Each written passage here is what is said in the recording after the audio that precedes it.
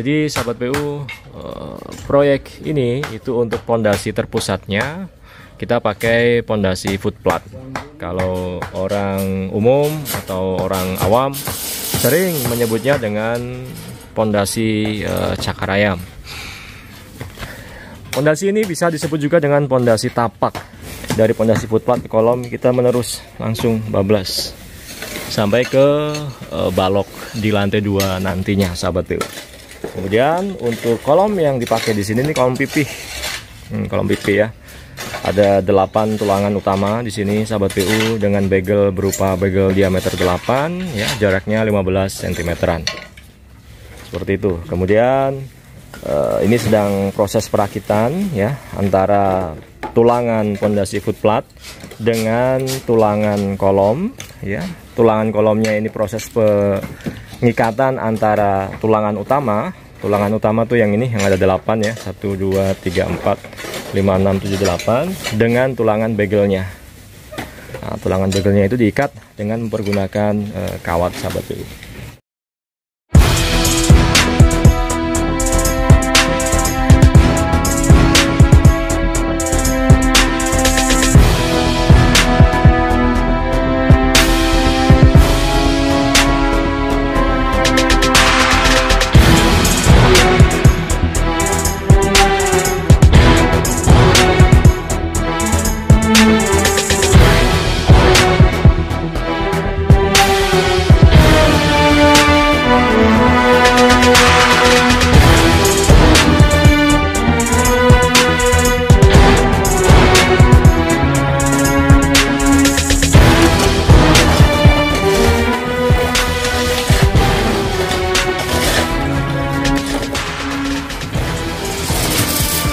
Halo sahabat PU, kembali di channel Nugroho PU, channel yang membahas tentang bangun rumah dan renovasi rumah.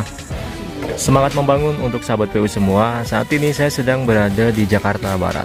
Proyek bangun rumah 2 lantai dengan atap rooftop, atau bisa kita kategorikan juga dengan bangunan konstruksi 3 lantai. Pada tahapan ini masih awal banget ya saat ini, karena kami pun masih ada beberapa titik pondasi atau pembesian pondasi footplat yang belum kami tanam. Kemudian pekerjaan galian juga masih berlanjut. Ini menandakan bahwa masih awal banget proyek ini berjalan sahabat PU. Kemudian pada bahasan kali ini spesifik ya, kita bahas di titik ini, kita mau bahas terkait dengan pondasi cakar ayam beserta kolomnya. Jadi sahabat PU, proyek ini itu untuk pondasi terpusatnya kita pakai pondasi footplat. Kalau orang umum atau orang awam sering menyebutnya dengan pondasi cakar ayam.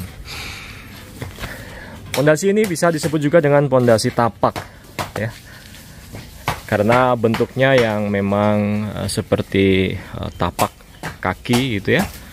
Tujuannya memang kita butuh penampang daripada tapaknya ini, supaya ketika ada tekanan dari atas, tapaknya ini bisa berfungsi untuk menopang beban-beban tersebut sebelum diterima atau didukung oleh tanah di bawah pondasi footplat ini. Pondasi itu ada 2 ya sahabat PU ya, ada pondasi terpusat, ada pondasi lajur. Kalau pondasi terpusat ya berarti dia terpusat satu titik di sini gitu pembebanannya. Kalau pondasi lajur berarti dia melajur, menahan bebannya secara melajur. Nah, kalau lajur itu bisa pakai pondasi batu kali, atau bisa pakai saat ini yang sering kami dengungkan adalah selop gantung ya sahabat PU. Itu juga bisa. Nah, pondasi footplat ini pembesiannya adalah seperti ini ya. Tuh. Kemudian ini kami bikin sendiri sahabat PU dengan beberapa besi ulir dengan jarak antar pembesiannya ini 15 cm, 15 cm, 15 cm, 15 cm.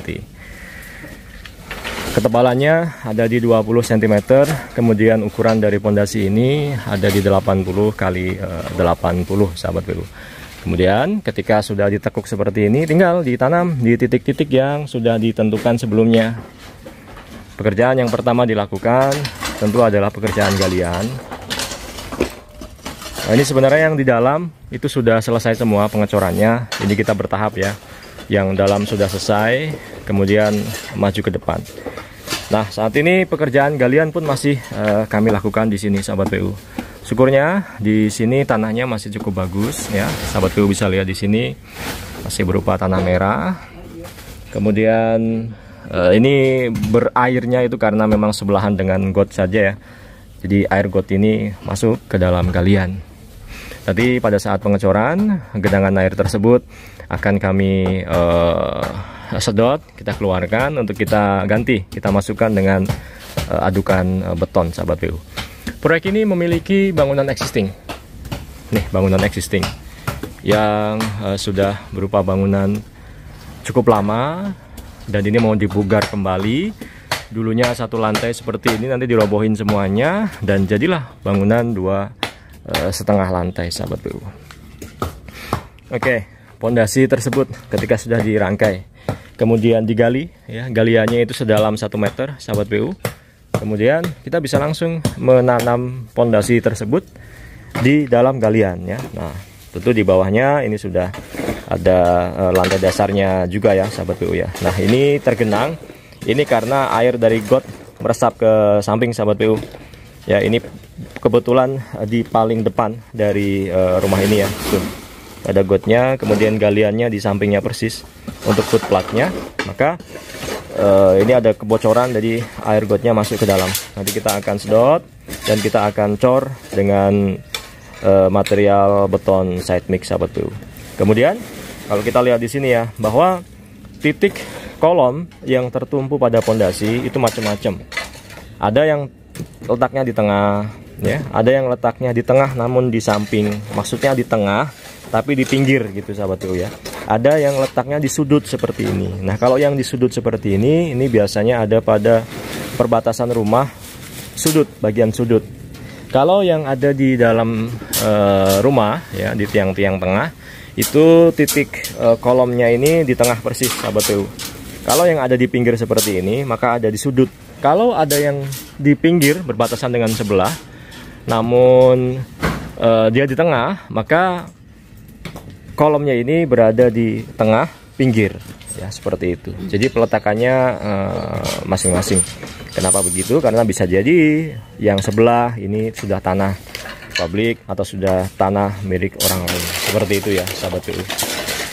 Oke, kemudian ketika pembersihan footplat itu sudah selesai, dimasukkan ke sini, ada beberapa cara ya, sahabat PU ya. Yang pertama, pondasi footplatnya ini bisa kita cor terlebih dahulu juga bisa. Cara yang kedua, dicor pedestalnya dulu, sahabat PU, itu juga bisa, sahabat PU. Kemudian mau langsung seperti ini, dilangsungkan saja pembersihannya, itu juga bisa. Bergantung dari lokasi proyek, bergantung dari efektivitas kerja di lapangan ya. Kalau untuk proyek ini, terutama di titik ini pembersihannya dari pondasi footplat ke kolom kita menerus langsung bablas sampai ke balok di lantai 2 nantinya, sahabat PU. Kemudian untuk kolom yang dipakai di sini kolom pipih, kolom pipih ya. Ada 8 tulangan utama di sini, sahabat PU, dengan bagel berupa bagel diameter 8 ya, jaraknya 15 cm-an.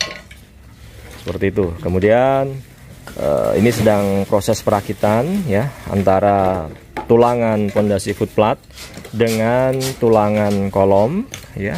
Tulangan kolomnya ini proses pengikatan antara tulangan utama. Tulangan utama tuh yang ini, yang ada 8 ya, 1, 2, 3, 4, 5, 6, 7, 8 dengan tulangan bagelnya. Nah, tulangan bagelnya itu diikat dengan mempergunakan kawat, sahabat PU. Oke, selebihnya kalau sudah terikat segini aja udah cukup, karena fokus kita masih ada pada pengecoran pondasi footplat. Nanti ke atasnya menerus ya di pekerjaan berikutnya. Jadi kita mau satkan dan ini mau segera kami cor, sahabat PU. Kalau ini sudah, nanti kita akan ganti untuk ngecor pondasi footplat yang sebelah sini. Baik, saya pikir demikian dulu bahasan mengenai pondasi footplat untuk konstruksi rumah 2,5 lantai di Jakarta Barat. Semoga menginspirasi sahabat PU semangat membangun.